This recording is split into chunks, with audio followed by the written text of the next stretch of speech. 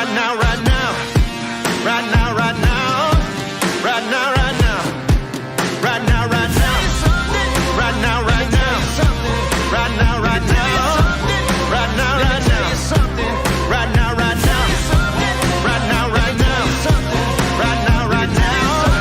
Right now, right now. Oh, I got a real good feeling. We try to bring you high-quality educational and informational content every single day. Why do you think the price is having such an anemic time? The news story of the hour. Jump onto the chart. Is this the beginning of a massive financial unraveling? We got to add a little addendum to the show map today. So we start here on the daily. Now, we've been looking at the RSI on Bitcoin's daily chart for the last several days. It always has been, but it's been increasing over the last 50 years since the government has been. Hey guys, what's going on? Jeb here, and welcome back to Coffee and Crypto Live. This is your weekdaily morning show where we bring you the latest and everything Bitcoin and cryptocurrency. And in today's episode, I'm coming to you from an undisclosed location, and I have a lot of work that I've been doing. We've been working for the majority of the weekend on a new project, and I was hoping that I'd be able to show it to you this morning, but I'm not quite ready. But I'm surrounded by it. I'm very excited by it, and you guys are going to see that. I'm hoping tomorrow. It might be Wednesday. I'm hoping tomorrow. Let's hope for tomorrow. Lord, please give me an insane amount of work and help me to get by on 2 hours of sleep tonight, because I am so excited to show you guys what I have been working on. I do apologize for there not being a stream on Friday. I was working on this as well, and so you guys will be seeing that. Again, I'm hoping tomorrow. It might be Wednesday, but it's coming, and I cannot wait. And I'm excited to be here on time today. Thank you guys for everybody who's been so patient with me over the last couple of weeks as I've been working on some things to fix that, because I have a solution where we are going to become the most consistent, that's a great word, the most consistent channel in cryptocurrency, bringing you high-quality educational and informational content to help you achieve financial sovereignty during the bull market. If you guys don't know, my name is Jeb McAfee. I've been doing crypto YouTube for over 6 years now, and almost 6 years now. Here in a couple of weeks, it'll be 6 years. And my dream is to help you guys achieve a state of financial sovereignty. It's a little bit like you've heard people talk about financial freedom, but I'm not just interested in you being able to buy a new Lambo. Although I did see a Lamborghini racing team trailer this weekend. That was pretty cool while we were out buying some of the things that we need for this thing that we're working on that I can't tell you about just yet. But I am very excited about all of that. Financial sovereignty is not just being able to buy a new flashy thing. It's being in control of your finances, that they not control you, that you can do whatever it is that you were called to do. All right, let's go ahead and read some chat. Appreciate all of you for tuning in. We're going to jump straight on into the charts here in just a minute. We got a lot to talk about. Sean O'Brien was first in chat, said, hey. Alex Nybo was in chat second, said, good morning. Good morning to you as well. Joe Bollier is in chat, said, good morning, Jeb. JJTV is in chat. Queen bringing the bedrock. If you guys don't know, Queen is referring to a stream a couple of years ago where I talked about how the bear market's going to come, and it's going to be like the current. It's going to wash away all the topsoil. It's going to wash away all the sand, all the sediment, all the debris, all the trees. It's going to wash away all of that, and it's going to bring us right back down to what? To bedrock. And that is what this bull market is being built upon. The bedrock price for Bitcoin, I think, is probably around $25,000. We've proven that. We've got a little bit of topsoil on it now, but that bedrock is continuing to rally and increase as time goes on, because Bitcoin has been doing so well. Bitcoin has rallied so aggressively based on the exuberance around the ETF news, and that does lead us to a little bit of concern that, you know, potentially us sitting at $35,000 is a little bit unstable, because it's possible that it could just all be because of the ETF news. I don't think that's the case. I do think that there is a solid chance that Bitcoin, I do think there's a lot of argument to be made that Bitcoin has quite a lot of fundamental and intrinsic value right now that it did not have just a week ago, because there's so much more money flowing into the space. So shout out to Queen. Thank you for your support. Among the crowd, 1977 said, good morning, Jeb. Robert Kehoe said, right now, right now. That's right. Absolutely. Murowski said 30 seconds. That's right. Rock and Metal News in chat said, good morning. Among the crowd said, right now also. Coin Operator said, here for hashtag financial sovereignty. Love your wisdom. Let's see that showing up on everything, by the way. Let's see that showing up on Twitter. Let's see that showing up on YouTube. Let's see that showing up on Instagram, TikTok, everywhere. Let's see financial sovereignty absolutely everywhere. I want to hammer that phrase into the culture because it needs to be heard. Jerome in chat, A1, Rick4962, Yard Dog is in chat. Schmedley B said, good morning, Jeb. Watching from work, boom. Shout out to you. Philly Skills 1428 said, "Morning, Jeb. How's it going, man?" It is. Excuse me. I am still very sick, by the way, but we're here because we got a lot of work to do and we got a lot of stuff to cover. I am doing well, other than the fact that I can barely breathe out of my nose, but we're here and making a bunch of really cool moves in our life that I'm just very excited about. You know, I had a long conversation last night with someone just about the way we think, and after this, I'm going to jump into the chat into the actual TA. But I think when you start having your mind racing about things like, oh man, what if I could do this? Oh well, what about this? Well, hang on a second, I could try it this way, or I could try it that way, or man, how about if we did it this way? When your mind starts just racing like that, I told the person I was talking to, I said, I think that's how you know that you're in your calling. And he said, no, actually, I think that's how you know that you are in the process of figuring out what that calling is. I said, yeah, I think you're right. When you are in that state where your mind is just on like a treadmill going 15 miles, just absolutely going a million miles an hour, that's how you know that you're in the hunt. Let's call it that. You're in the hunt. And I'm sure many of you guys can relate to that. And I feel like I've been in the hunt lately, and I'm very excited for where we're going. Sean O'Brien said, XRP having a little pump. Crypto Burger said, there's no doubt in my mind that we're not only going into a bull, but Bitcoin is going nuclear soon.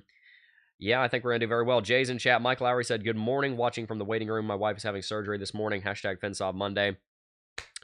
Lord, please keep Mike Lowry's wife, I suppose her name would be Mrs. Lowry, safe. And guide the surgeon's hands in Jesus' name. Amen.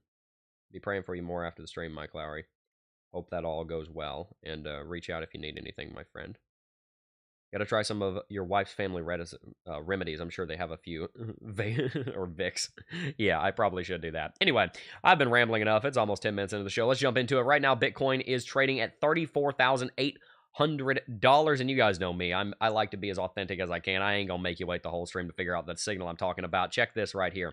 We've got a buy signal on the weekly chart from Lux Algo, and we're going to discuss that because as the week updated, we got our price target for that buy signal, and it's between $41,500 and $48,500. And we're going to discuss whether or not that's where Bitcoin's going and whether or not a major crash could be coming after we hit that level coming up in just a minute. But let's start over on Coin Market Cap. Bitcoin trading again at 34,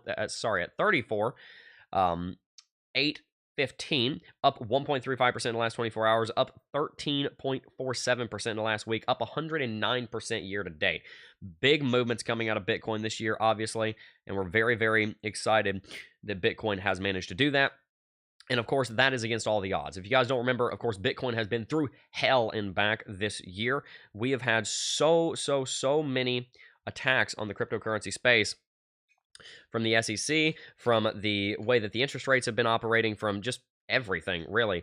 There has been so much stacked against Bitcoin so far this year, and instead of Bitcoin capitulating, Bitcoin has begun one of the largest bull markets that we're probably ever going to see in Bitcoin's entire history. And that, my friends, is very, very exciting. Give me 1 second here. My one of my pieces of hardware is giving me trouble this morning. Let me get that to work. I have a Stream Deck, and for some reason it wants to disconnect on me. And the Stream Deck is how I switch. There we go. Perfect. Fix that. All right. So with all that said, let's jump back on over to Coin Market Cap. Right now, Bitcoin hovering at 53% market dominance, and that's something that we should pay very close attention to. Bitcoin has been eating up the market dominance in preparation for this massive rally, and you can also see the fear and greed. The fear and greed over the last several months has absolutely moonshot. We were sitting at 31 a month and a half ago. Fear and greed is all the way up to 71.69. The reason that that's so important is the sentiment. You know, it's funny when people say that like YouTubers are like, oh, one day it's super bullish, one day it's super bearish. Well, the fact of the matter is it does jump around pretty quickly. But in general, you're watching trends that last on the order of a couple of weeks to a couple of months normally. And obviously, the trend as of late has been that Bitcoin has been going from a state of relative neutrality all the way up to massive greed. And that does lead us to the conclusion of two things. Number one, Bitcoin has probably Bitcoin has probably gone through the majority of the rally that it is going to go through. And two, it also leads us to the conclusion that Bitcoin is extremely strong right now, so it's difficult to tell exactly where the bottom's going to be. With both of those facts in mind, let's go ahead and jump on to analyzing the Bitcoin chart. And if we have time, we might look at some other markets as well. Start off with, I actually want to look at the Dixie and the SPY, though, because the Dixie and the SPY are going to give us some context for where Bitcoin is. The dollar currency index, also known as the dollar currency index, which tracks the strength of the United States dollar against a basket of other world currencies, is in a major rally and has been since July. And that rally has been relatively bearish for Bitcoin because, as you know, I'll just go ahead and establish this once again. Bitcoin and the Dixie have a strong inverse correlation. If you look at the Dixie and Bitcoin, whenever the Dixie is going up, Bitcoin is going down, and vice versa. Dixie was crashing right here, Bitcoin was going through a massive rally. Dixie was going through a massive rally, Bitcoin was crashing, and vice versa ad nauseum. Even so far this year, typically, these two have been inverted, at least to some degree. And you can see that the Dixie has been rallying massively right now, but instead of Bitcoin crashing as a result of the Dixie moving to the upside, Bitcoin's actually doing very well. And that kind of leads you to the conclusion of, well, what gives? Why would the Dixie be doing so well if Bitcoin's doing so well? I suppose a better way to ask that question is, why would Bitcoin be doing so well if the Dixie's doing so well? And I think part of what we're experiencing there, quite simply, is that give me 1 second here, guys. What we're experiencing here is that the Bitcoin market is starting to adjust to the fact that we're going to see a Bitcoin ETF. And when we do see that Bitcoin ETF, the Bitcoin market is going to go through a massive rally, whether the Dixie likes it or not, and you're going to see Bitcoin absolutely moonshot. We've already seen that priced into a good degree. We saw Bitcoin rally massively after the fake news that BlackRock had gotten their ETF approved, and that is a strong enough trend to go against the Dixie. And that's something you want to keep in mind, because the Dixie is one of the most powerful inverse correlations that Bitcoin has, the Dixie and the stock market. And so if Bitcoin is able to rally right now against the Dixie, which normally you would see the Dixie, Bitcoin moving in the opposite direction of the Dixie. So if Dixie's going up, normally you'd see Bitcoin going down. So my point being this, the bears have a lot of strength right now because the Dixie is giving the bears the strength, but nevertheless, Bitcoin has still managed to rally $9,000. Just wait until we actually see a Bitcoin spot ETF approval, and wait until we actually see the Dixie start going down. Why would that happen? Well, as I've talked about many times here on the channel, we've got a few major epochs that the United States Federal Reserve has gone through since the beginning of the pandemic. At the beginning of the pandemic, and we'll bring up the USC BBS, at the beginning of the pandemic, we saw the Fed go through a huge quantitative easing cycle. I call this phase 1, P1. Then we saw the Fed start going through QT, and we rolled off about $800 billion of treasuries and mortgage-backed securities. I call that P2.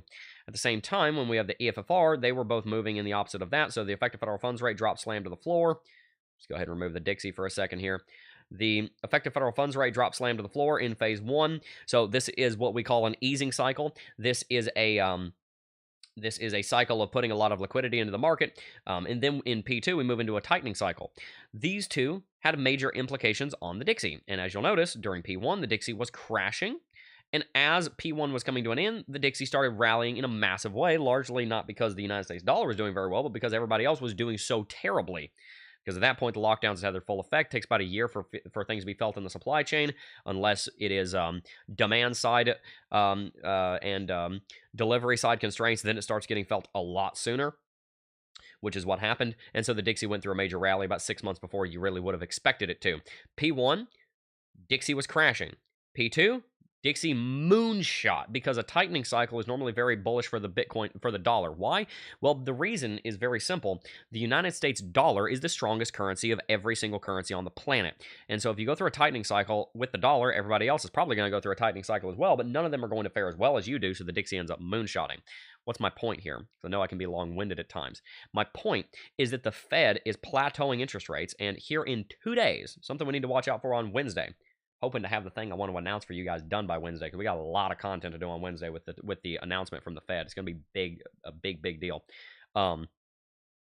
With the Wednesday announcement from the Fed as to whether or not we're going to see an interest rate hike, CME is predicting that we're not going to. If you go over to CME Fed Watch tool, they are predicting, at least they were predicting with a 98% certainty that we're not going to see a rate hike. And it looks like they do still have that same prediction, 95% certainty.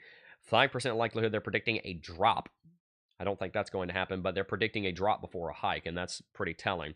CME, FedWatch has not been wrong yet, to my knowledge. They probably have been at least once, but I don't remember a single time that they have been.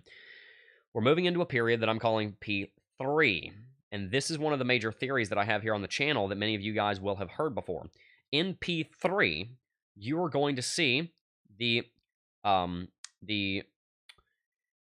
Fed rate stay plateaued, and you're also going to see the QT continuing. When you see that occurring, that is going to reverse things a little bit for the Bitcoin market. It's going to put Bitcoin in an even stronger position than it was before, because now we're not having to deal with rate hikes. We're not having to deal with it being priced in that debt is going to get even more expensive. And so that's going to help Bitcoin to rally, because people can start thinking, okay, well, maybe I shouldn't get debt right now, but I can plan that in a year. I can. And when you're dealing with companies that are worth tens or hundreds of billions of dollars, like many of the companies that have stepped into the cryptocurrency market, they can make plans based off of that. They can say, okay, well, right now debt's too expensive for us to take out debt financing to start up this little company or to make this investment or whatever it may be. But in 18 months, we can reasonably expect that interest rates will be coming down, so we can start planning for Q2 of 2025 to start investing in the Bitcoin market, which would be right around the height of the bull market.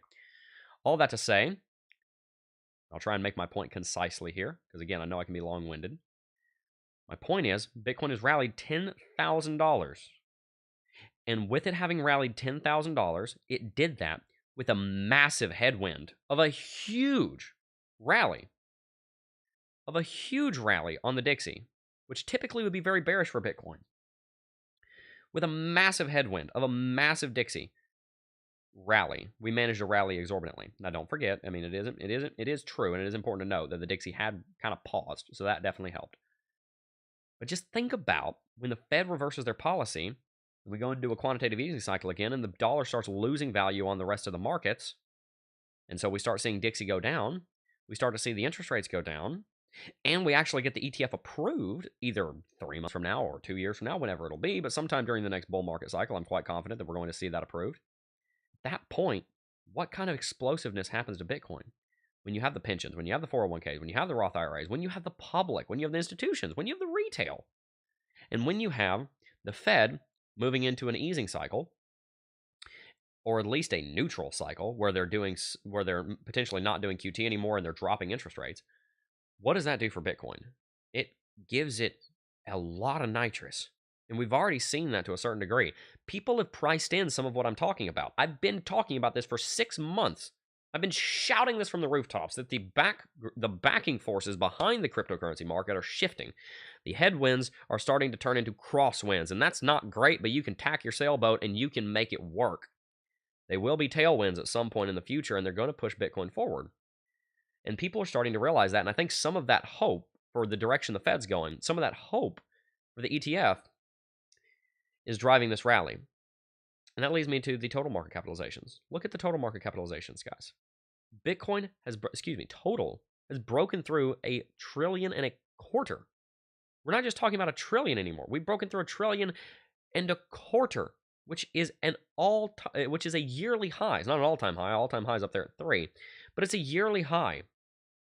We've broken through this sort of transitionary zone that I talked about here. I've talked about some of these zones ad nauseum, just over and over and over and over and over again. This was the transitionary zone that I drew on the total market capitalization charts. And Bitcoin has the total market cap has absolutely smashed it. Over the last several days, Bitcoin originally drove it up to 1.27. Then Bitcoin's going through a bit of a correction. But now the altcoins are driving it up here. Bitcoin is doing remarkably well. And if you go over to Total 2, which is everything excluding Bitcoin, Total 2 is doing remarkably well. And it's getting in position to break bullish here out of its symmetrical triangle pattern. Everything is lining up for a major rally moving into next year. Now, can it be thrown off? Yes, of course. Something could happen. We could have some kind of black swan event. We could totally have something happen that could cause Bitcoin to go through a major crash. Absolutely. Is that going to happen? I don't think so. I think that Bitcoin is in prime position to go through a massive rally to the upside over the next several months. And so we'll talk a little bit more about what that looks like in particular here in just a second.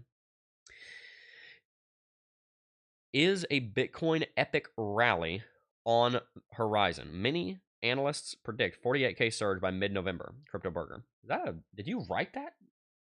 Did you write that, or was that like a, or is that a question, or is that like a headline you read somewhere? Yeah. I don't know about 48K by mid-November, but I would not be surprised to see it over 40 by the end of the year. And we're going to talk about that in a second. My prediction on that. Juan Ruiz, is it Ruiz or Ruiz? Ruiz. Juan Ruiz said, Jeb, can you record a Lux Algo tutorial, please? I can answer that. Yes, I'm actually working with Sean. I got to get back to him. I'm working with Sean, the creator of Lux Algo. He and I are friends. And I'm going to be working on making some more content on YouTube about Lux Algo because you guys love it. You guys love Lux Algo. Like it for me being a technical analyst. Now you guys I did a poll and you guys say I'm actually you guys like it just as much when I talk about macro and geopolitics, which is nice because when I started talking about it, y'all hated it, but you guys have started to like it at least to some degree. But I am still known as the TA guy. And I always probably will be known as the guy that started in TA. The way I like to think about it, and I in no way want to compare myself in any way to some of these people, but there's a lot of people that they get started in one career and then they get good at that and then they move on to something else, and that's kind of what I want to do. I want to not move on to something else, but kind of build, not move on. Move on is completely the wrong word, but build, build on the expertise. I want to continue to be a world-class technical analyst. I want to make sure that I am that first, and there's definitely times I'm like, am I need to do my, but there's also that doubt, that what is it, imposter syndrome.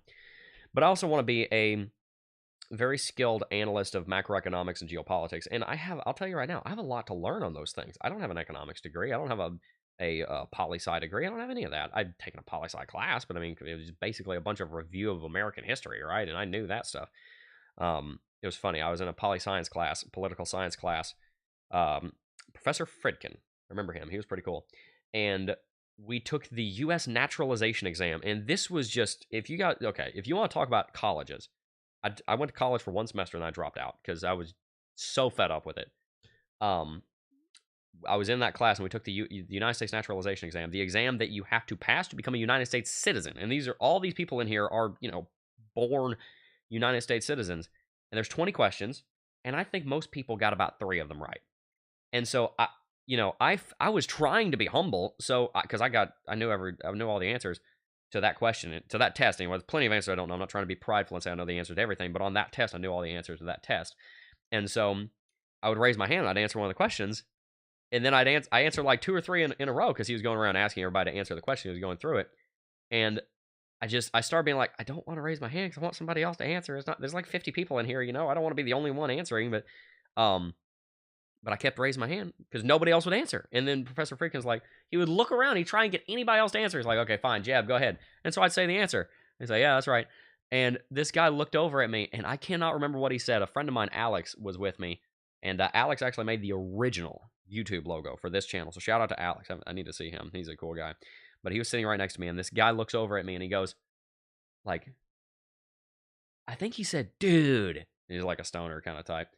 Dude, you're SHIT. And just as loud as he could in class. And everybody started just burst out laughing. I'm like, why do we not all know this?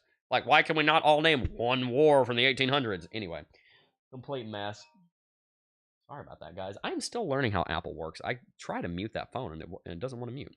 Anyway, so I'm not saying that to brag on myself. I'm just saying that I don't have a lot of, I don't, have formal training in political science, but I do want to become an expert in those things. And I do believe I'm on the path to building an expertise on those things that you guys enjoy. So I really appreciate all of you guys for helping me to grow in that, because it's so exciting to me that I get to do what I love to do every day for a living. But enough about me.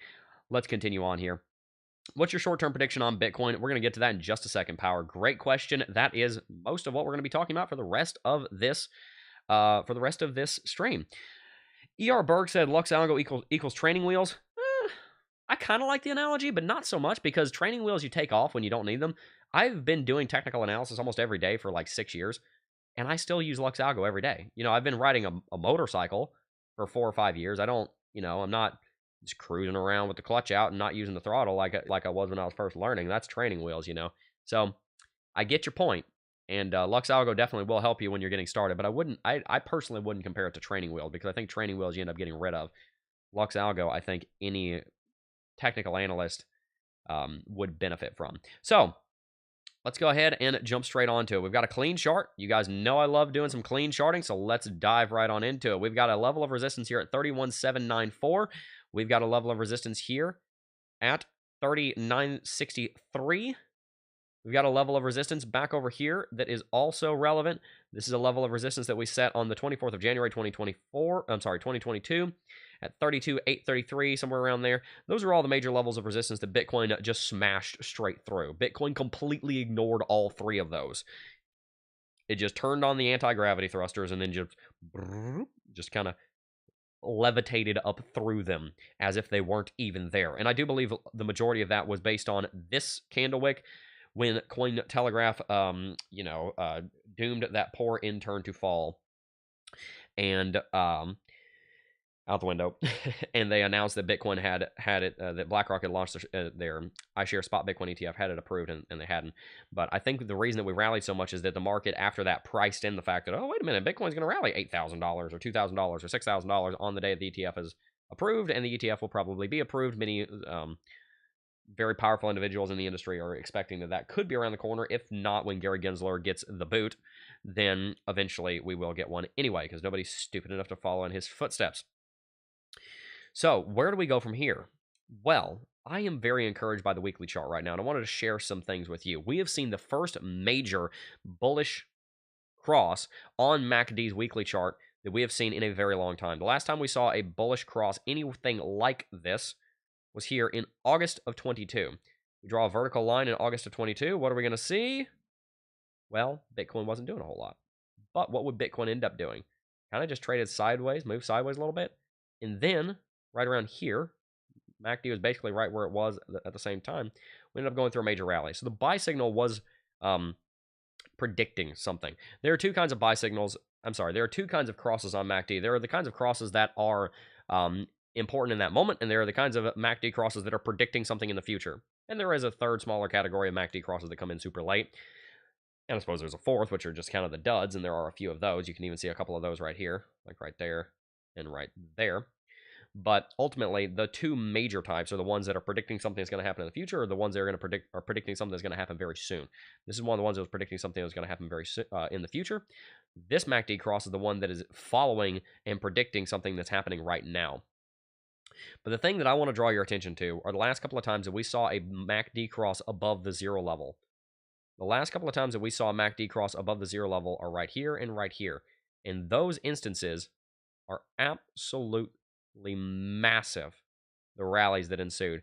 Huge rally ensued. Huge rally ensued. And so I'm very excited to tell you that a MACD cross has occurred here on the weekly chart for Bitcoin as well, and we should definitely be paying a lot of attention to it. By the way, if you guys are enjoying today's stream, hit the like button, subscribe to the channel, and stay tuned. We got a lot of content coming out. Brief Cryptos in chat said, yo, Jeb, good morning. Smash the like. Thank you so much. Let's see if we can't get up to 150 likes, and we shall keep it going here. All right, so let's continue on here. I also want to talk about the RSI. RSI has rallied all the way up to 70, about 71 actually. Broke above the 14 interval moving average. We had bullish RSI divergence. See the lows here, or lower lows, higher lows right here on the weekly chart. So RSI is in wonderful shape. VRVP is in great shape as well. Bitcoin has absolutely smashed all of its resistance, and it's in brand new territory right now. Obviously, there's VRVP resistance from the previous bull market and bear market cycle, but there's not much left of that. And to be honest with you, if you want to go all the way to say, all right, what's left, then after you get above about 38 or so, then there's not much VRVP resistance left either, and Bitcoin goes back to all-time high. We've gotten through the majority of the difficulty. Getting here was the hard part. Getting to all-time high, honestly, is kind of the easy part. This is at this point where you run into the question of how quickly can Bitcoin get back to all-time high? I'm not saying it's going to go there overnight, but how quickly is Bitcoin going to get back to all-time high? Because Bitcoin's gotten through a lot of the resistance. I'm not saying it's going to go there overnight, but it's gotten through a lot of the resistance. Bitcoin has also shown itself to be a very powerful market right now because it broke above the Bollinger Bands, and we opened the candlestick above the Bollinger Bands. Wow. Check this out. Look at this. we are well and truly above the Bollinger Bands, not even touching. The bottom of the candle wick is a full $200 higher. The bottom of the candle wick, not even the candle body. Bottom of the candle wick is $200 above the Bollinger Bands. The bottom of the candle body opened $600 above the Bollinger Bands. What does that indicate? That indicates a couple of things. Number one, either Bitcoin's probably going to go through a lot of sideways trading or a correction relatively soon. Look, it could just moonshot and keep going, but it's probably going to go through somewhat of a correction or sideways trading for a little while. But from that point, where does it go next? Well, we've had a buy signal on Lux Algo ever since the beginning of the year. Buy signal came in, great news. Buy signal was confirmed by Trendcatcher, great news. You remember back to here, that buy signal had a price target up between 28 and 35, which were the exact levels that we were predicting as well. And Lux Algo hit that. Went straight into the middle of the take profit. You can see it right there. Lux Algo absolutely nailed it. If you guys don't have Lux Algo already, I don't know how else to tell you, but it basically calls every single major movement on Bitcoin with extreme accuracy. And it's not just the buy signal that's so powerful. It also gives you this take profit zone up here. And this take profit zone up here is generally extremely accurate. You can see on the replay here how it handled the weekly chart this year. Absolutely phenomenal, incredible technical indicator. If you don't have it, I do believe that you're missing out, and I think that any self-respecting technical analyst ought to have it in their toolbox. So moving forward, why do I mention that? Well, Lux Algo did have a sell signal here that was not confirmed based on this massive crash. It was never confirmed. Trendcatcher did not turn red, but when Bitcoin rallied recently, we had the buy signal come back in, and it was a strong buy signal. Originally, it was just a buy signal. Notice that there's no plus there. No plus. This is a strong buy signal. Immediately jumped into strong buy signal territory and gave us a price target between 41.5 and 48.3. Wow. That would be Bitcoin pushing into the reversal zones. And a lot of times that's what happens. When Bitcoin gets close to the reversal zones on Lux Algo, it gets sucked into them like there's a gravitational pull to them. And so it wouldn't be surprising at all to me to see a little bit of sideways, a little bit of drop, whatever, then a rally all the way up into the 40s. Why? Well, the sentiment is there. The fundamentals are there. The predictions are there. I am overall extraordinarily bullish on Bitcoin right now, even though I may be calling a short-term pullback, a short-term correction.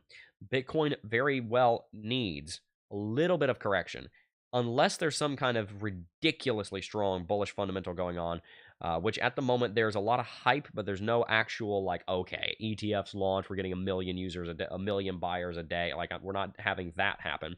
Unless there's some kind of ridiculously strong fundamental happening, generally speaking, you're not going to rally and stay above the top of the Bollinger Bands forever. You're going to have some kind of correction, be it through time or through space and time. Remember, there are two kinds of corrections that a market can take, a time correction or a space-time correction. What do I mean?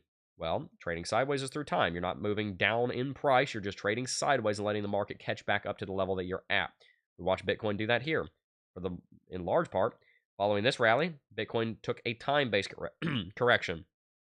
On the weekly chart, we more or less just traded sideways for 6 months, and that's how we corrected. We didn't have to drop back down to 18 to correct. We basically just traded sideways, and it took longer. That may be on a shorter term time frame what we see happen here. It's very possible that Bitcoin just spends a week, 2 weeks, a month, 2 months up here around 35, trades sideways, corrects through time, not through space-time, and then goes through a rally. There's another kind of correction, which is a space-time rally. You notice it goes through time, x-axis, space, y-axis, otherwise known as price. Space-time correction. Bitcoin goes through a space-time correction, drops down to 31.5, bounces and rallies. Those are the two paths forward. Of course, there is a path forward if Bitcoin just moonshots again. I think that I'm not so sure that that's what's going to happen. I think that Bitcoin is going to have a little bit more of a corrective movement here, unless we have some other kind of massive fundamental come out. If some kind of news breaks, yes, Bitcoin is primed and ready to go through a massive rally. And there is quite a lot of dry powder on the side, and we're very close to the top of the reversal zones. But traditionally speaking, the wiser call is to say, all right, we're probably going to have a little bit of a correction, but the market's definitely very bullish, and we don't want to discount that. So where does Bitcoin go from here? Well, if you'll remember, my end-of-year price prediction has been all year, Bitcoin would go to $35,000 to $50,000. That was my prediction since March, since early March. My prediction has been that Bitcoin will go to between $35,000 and $50,000. And there's a video up on the channel. It's got 50,000 views. It's called How a Clock Will Send Bitcoin to 50K. Go back and watch that. If you want to If you don't want to spend the time watching that video, you don't have to, because here's the chart right here that I used in it. I held on to the chart because I knew it would become important. And would you take a look at where Lux Algo's price target is lining up? Right here. It's lining up right there in the upper section of the price target that I gave for you at the end of the year. And I do have a strong feeling. Let's use a more official term, because it's not a feeling, it's an intuition, it's an instinct. I have a strong intuition. I have a strong instinct. I have a strong professional opinion that Bitcoin is going to continue rallying through the end of this year. And that's a relatively easy call to make, because unless something changes, Bitcoin is absolutely, unequivocally in bullish territory. And there's a lot of traction being gained, not just by Bitcoin, but also by the altcoins. People are mentioning Solana in chat. Solana is moonshotting. XRP is doing phenomenally. Solana is up 7% on the day, 20% on the month, on the week, 250% on the year. XRP up 70% on the year. They just basically, raffle stomped the SEC, and so they are going to be free and clear to go through a major rally this year. You've got, plenty of other. Chainlink is a big, big, big performer. 13% on the week, 103% on the year. Let's see. Polkadot's doing okay. Litecoin, Bitcoin Cash, unfortunately, it's doing well on the year, but it is, I don't know, 50th of what Bitcoin's priced at. This is just sad. Roger Ver, you took, man, some people say wrong side of history and this and that, and I'm not sure I really like that phrasing, but yeah, if you pick Bitcoin Cash, I'm sorry to tell you, you picked the wrong project. The real Bitcoin is the real Bitcoin, no matter how much the person that owns @Bitcoin over on Twitter wants to say about it. Avalanche, I think, probably will end up doing pretty well. It has not gone through a massive rally yet, but that could be because it's getting ready. These altcoins are moving in a great direction, and I don't want us to forget that. By the way, Watcher.guru says, just in, Sam Bankman-Fried said he didn't defraud anyone. Really? Man, haven't heard him say that before. The market is in great shape to go through a massive rally, and the fundamentals are there. The technicals are there. Now, we just got to give it the time that it needs. It takes time for Bitcoin to go through a major rally, but it's going to happen. And there is a huge amount of confidence on that. I'm very, very, very excited to tell you that the rest of this year is likely to be quite bullish. Look, something could always, always, always happen. Don't get me wrong. But I do believe that Bitcoin is in great shape to do very well this year. We're going to read some chat. We've got 356 people in chat. Thank you so much for tuning in. If you're enjoying today's stream, make sure to hit that like button, subscribe to the channel, and sign up for Lux Algo. If you don't have it, you're missing out. Let me just prove that to you really quickly here. Go to a chart, and I'll bring up Lux Algo on the weekly chart. Just kind of do some basic analysis. Let's look at our confirmed buy signals. Confirmed buy signal got confirmed here. Confirmed buy signal was confirmed here. Confirmed buy signal was confirmed here. This confirmed buy signal happened, but then the pandemic came in and invalidated everything. So let's just kind of ignore that one. Not because we're trying to falsify data, as some people like to claim, like, oh, Jim, you're just not doing it. No, because we're doing technical analysis and we need to use our brains. This signal had a giant pandemic that had the entire global economy shut down. No dip that this was going to be affected by fundamentals. So we're just not going to talk about that one right now. This buy signal came in. This buy signal came in. Confirmed. I'm looking at confirmations here. That's a confirmed buy signal. You know what? While we're here, let's just look at every one of them in history on the weekly chart, just to drive the point home. This is the weekly chart going back to 2012. All right, let's look at all of them. Buy signal comes in to confirm grain trend catcher. Maybe if we were on the chart, you'd be able to see it a little bit better. That's fine. I was just setting up the chart. You didn't miss anything. Buy signal comes in to confirm grain trend catcher right here in 2012. Bitcoin, after the buy signal confirms, goes up 2,500%. That's one for one. That's the first confirmed buy signal in the history of the chart going back to 2012. Second confirmed buy signal shows up right here on Lux Algo. Again, trend catcher, that's this line, is green, confirmed with buy signal. Bitcoin rallies 800%. Boom. 2 for 2. Third buy signal confirms green trend catcher. We already have the buy signal, so we call it confirmed once the second of the two comes into play. Have the buy signal, trend catcher comes in, 2 for 2. Boom, there's a confirmation. Until the next sell signal, Bitcoin would go on to rally 200%. Then we had a very brief sell signal back here right before I got into crypto. This is March of 2017. I got in July of 2017. We've got a buy signal, backtesting everything, rallies 185%. Then we have another confirmed buy signal right here in 2017. So far, we are 3 for 3. We're 3 for 3. Great band. They disbanded, unfortunately. You got a buy signal right here. Confirms 600%. We're 4 for 4. 4 out of 4 buy signals on the weekly chart that are confirmed by Trendcatcher have all led to over 100% rally so far. All right, 2019 rolls around. 5th in history. Bitcoin rallies 250% after the confirmation. We see the buy signal right here. Bitcoin does technically rally. The issue is we rallied 15%. Week later, the entire planet shuts down. So you can't blame the indicator for that. So again, I'm not going to include that because that has some extenuating circumstances. We do know that Bitcoin went through a massive rally, and if not for the pandemic, then Bitcoin probably would have gone through that rally even before then. Probably would have done something like this instead of something like this. Probably wouldn't have been as steep of a rally, but it probably would have happened right around that time. So I honestly would consider that buy signal a win, even though the geopolitical and macroeconomic landscape kind of screwed it over. All right, so we're 5 for 5 so far. The 6th confirmed buy signal that isn't just, unfair because of the pandemic comes in. Bitcoin rallies 500%. Was that 6 for 6? Losing my counting. Yes, that's 6 for 6. We're accurate. Here's the 7th buy signal in the history of Bitcoin. Boom, market rallies 57%. 7 for 7. And now we get up to the 8th confirmed buy signal. Again, this is 10 years of charting. Sorry, 11 years of charting. We're only on the 8th confirmed buy signal. Buy signal here. Confirmation here from Trendcatcher. Market rallies within 120 days, 40%. For the end of the year, 57%. There are 8 confirmed buy signals on the weekly chart for Lux Algo. And of the 8, every single one of them was true. Apologies for the screen being wrong. Hopefully you guys were able to see that afterwards. I know you were.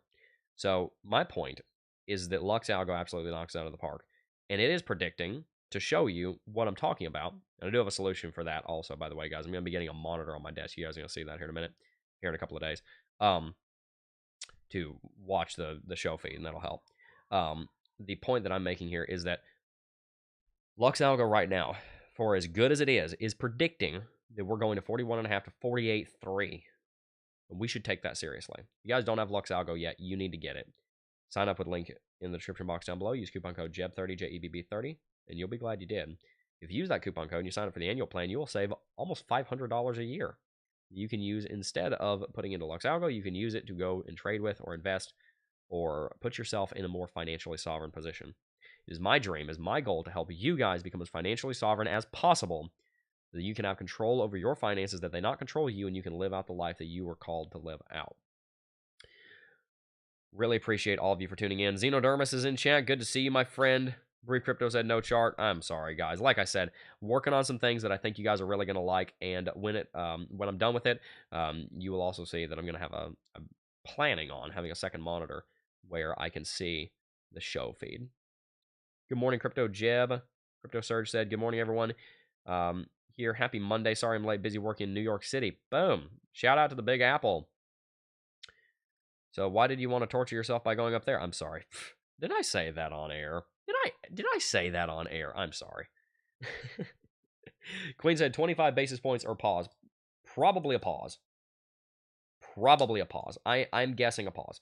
CME FedWatch is believing that it's going to be a pause. I think it's going to be also. I think they're getting the results that they want from the 5.25, and I think they're going to give it some time.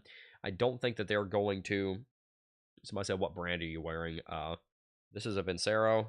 This is Under Armour. I'm on an Apple. This is a Shure. This is a Stream Deck. This is a Red Dragon. So I'm not sure what brand you're asking, but those are the brands. But yeah, as far as I think it will be a pause. So guys, as far as end of year price prediction for Bitcoin, I think I can't tell you for sure what it's going to be, but I do think it's going to be higher than this, and I do think that Bitcoin's going to go to 100K this cycle.